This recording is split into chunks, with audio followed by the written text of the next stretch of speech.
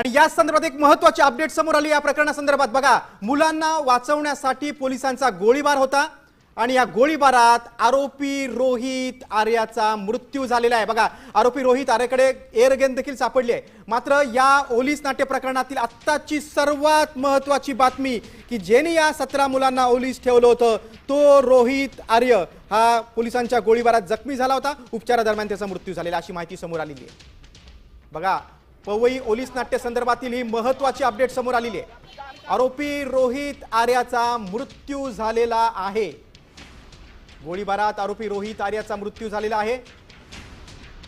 या मुलांना त्या रोहित आर्यानं ओलीस ठेवलं होतं तेव्हा पोलिसांनी सुटका करण्यासाठी जेव्हा जी कारवाई केली त्या कारवाईत गोळीबारात रोहित आर्याचा एन्काउंटर झालेला आहे।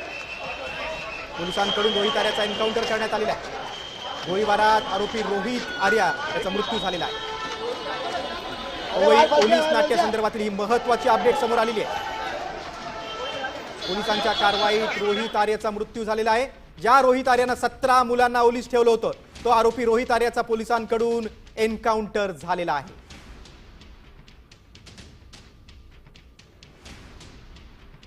पवईतील इमारतीमध्ये एकूण 19 जणांना या रोहित आर्यानं ओलीस ठेवलं होतं। त्यामुळे 17 मुलं, एक ज्येष्ठ नागरिक आणि एक सिव्हिलियन होता। या इमारतीच्या महावीर नावाच्या इमारतीच्या बाथरूममध्ये घुसून पोलिसांनी कारवाई केली होती। थेट जाऊया, आमचे प्रतिनिधी मयूर राणे पवईमध्ये आहेत। मयूर, आरोपी रोहित आर्याचा एन्काउंटर झालेला आहे, त्याचा मृत्यू झालेला आहे, अधिक काय माहिती मिळते?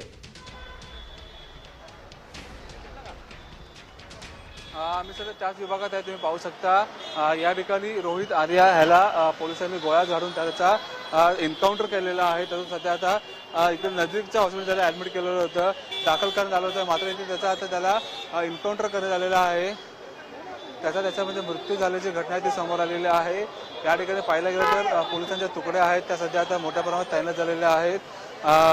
17 मुलांना त्या जो रोहित आर्या आहे त्यांनी कुठेतरी ताब्यात घेतलेलं होतं, किडनॅप केलं होतं। मात्र या ठिकाणी पाहायला गेलं तर मोठ्या प्रमाणात इथे या साईडला पोलिसांचा बंदोबस्त देखील तैनात करण्यात आलेला आहे। रोहित आर्या आहे त्या इसमाचा, त्या आरोपीचा मृत्यू झाल्याची आता घटना इथे समोर आलेली आहे।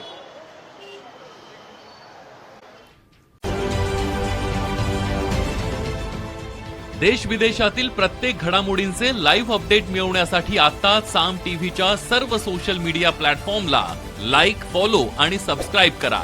तसंच सर्व नोटिफिकेशनसाठी बेल आयकॉन प्रेस करायला विसरू नका।